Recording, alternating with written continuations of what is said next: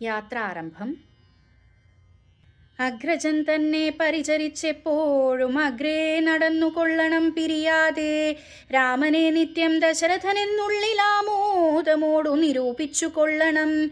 എന്നെ ജനകാത്മജയെന്നുറച്ചുകൊൾ, പിന്നെ അയോധ്യയെന്നോർത്തിയിടവിയെ. മായാവിഹീനമീ വണ്ണമുറപ്പിച്ചു പോയാലുമെങ്കിൽ സുഖമായി വരികതേ.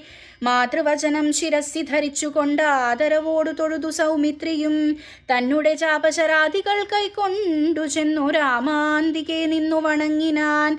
രാമനാത്മാരാമൻ അംബുജലോചനൻ കാമാരി സേവിതൻ നാനാജഗന്മയൻ താതാലയം പ്രതി പോകുന്ന നേരത്തു സാദം കലർന്നോരു പൗരജനങ്ങളും പാദചാരേണ നടക്കുന്നതു കണ്ടു ഖേദം കലർന്നു പരസ്പരം ചൊല്ലിനാർ.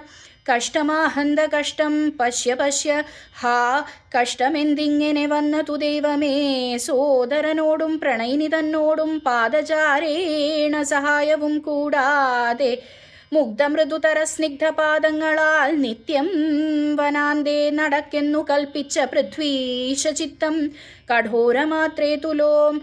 പുത്രവാത്സല്യം ദശരഥൻ തന്നോളം മർത്യരിലാർക്കും ഇല്ല ഇന്നലെയോളവും. ഇന്നിതു തോന്നുവാനെന്തോരു കാരണം.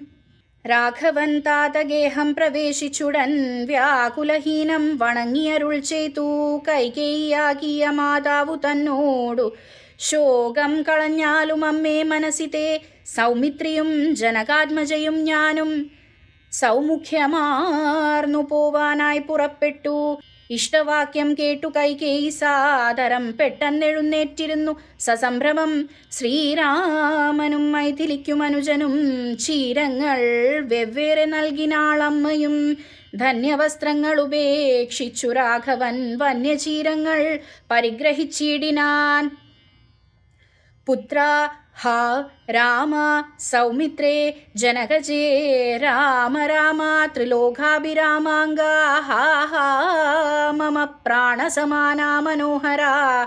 ദുഃഖിച്ചു ഭൂമിയിൽ വീണു ദശരഥൻ ഉൾക്കാമ്പഴിഞ്ഞു കരയുന്നതു നേരം തേരും ഒരുമിച്ചു നിർത്തി സുമന്ത്രരും. ശ്രീരാമദേവനും അപ്പോൾ അരുൾ ചെയ്തു, തേരിൽ കരേറുക സീതേ വിരവിൽ നീ, നേരമിനിക്കളഞ്ഞീടരുതേതുമേ.